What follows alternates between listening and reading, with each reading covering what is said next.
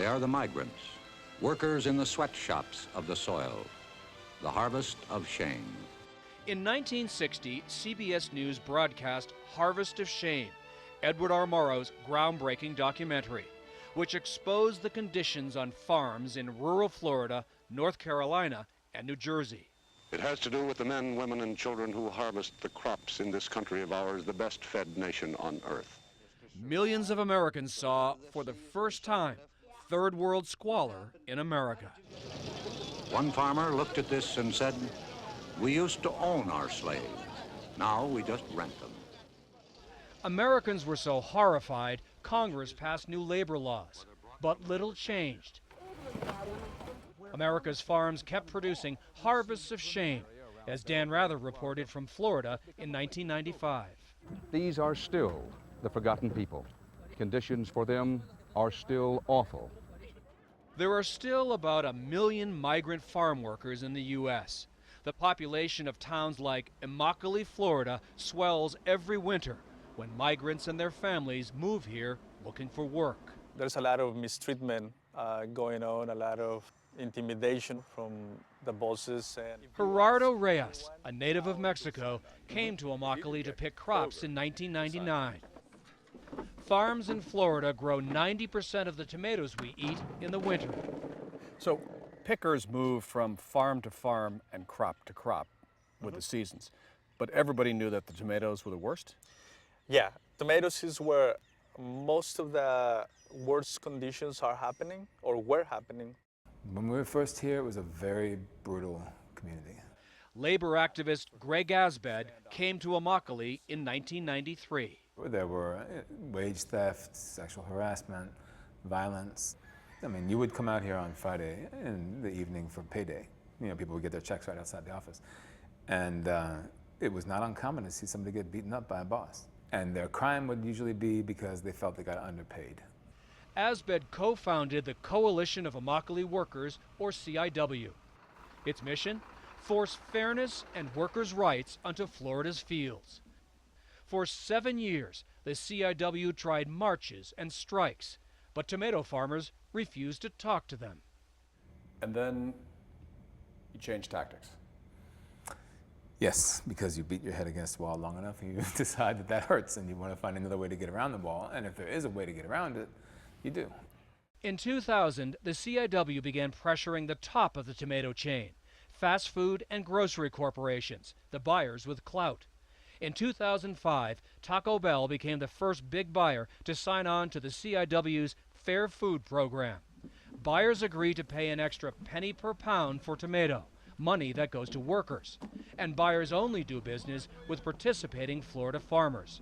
More than a dozen restaurant chains and retailers have signed on, including McDonald's, Chipotle, Trader Joe's, and last year, Walmart, which sells 20% of America's tomatoes. Walmart's joining was featured in the 2014 documentary, Food Chains. We believe that by signing up to the Fair Food program, that we can have a major impact on the sustainability and the viability of the whole supply chain. And when Walmart, known as a tough labor negotiator, signed on, did that give you a whole new level of credibility and influence? It helps send the message to the industry that this program is not going away, that it's only getting stronger. Florida tomato growers got the message. 90% of Florida's tomatoes are now grown on Fair Food farms. Would you have out here 2 crews today? Farmer John Esforms signed on first. It was the right thing to do, quite frankly. I was asked when we first signed, why are you doing this now? And I said, because I didn't do it 10 years ago. How long ago should it have happened? You know, it should have happened 150 years ago. The Esforms family owns Pacific Tomato, which employs 1,500 people around Immokalee. There was no question in my mind that bad things were happening in agriculture and on farms, not just my own, but farms across the country. Things that I did not know about and had no mechanism to find out about. This gave me the tool. That tool is the Fair Food Standards Council, an independent group that inspects participating farmers and holds them accountable. Entonces no ha visto mujeres embarazadas aquí, ¿verdad? Along with a penny premium, growers must have zero tolerance for forced labor, child labor, and sexual harassment. Other standards, such as mandated shade and mandatory worker training, go beyond what is legally required. We are enforcement obsessed. Laura Safer Espinosa, a retired New York State Supreme Court justice, heads up the Fair Food Standards Council. We have, over 4 seasons, virtually eliminated the worst actors who were responsible for any kind of abuses of that type. But challenges remain. Only a few supermarket chains have signed on to the program. For instance, Publix, Florida's largest, has not. In a statement, the company says it's not their place to get involved in the labor disputes of its suppliers. We expect our suppliers to follow the laws established to protect and promote a safe and healthful workplace for their employees. The company added, "We believe all parties would be better served if appropriate wages were paid by growers to their workers and we were charged accordingly." But the CIW hopes that socially conscious consumers will look for this new logo. Some Whole Foods stores now display them, with Walmart and others soon joining. As a consumer, whether you're a consumer who buys for his or her family, or you're a consumer who buys millions of pounds of tomatoes every year, like the supermarkets, you have a choice to make. So far, that choice has generated almost $20 million for workers on participating farms. To a typical Florida tomato picker, it means an extra $60 to $80 a week. But nationally, more than half of all farm workers make less than $20,000 a year, and a quarter live below the federal poverty line. Matt Rogers is Whole Foods produce coordinator.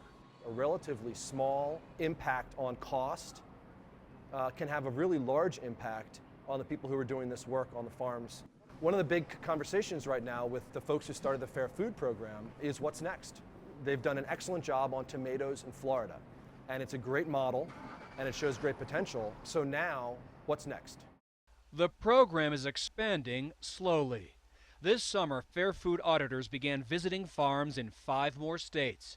And in November, they will begin visiting the fields of another big Florida export, bell peppers. Aileen, do you ever think you'll be able to get out of this kind of work? No. 55 years after Harvest of Shame, Gerardo Reyes sees something new growing in these fields.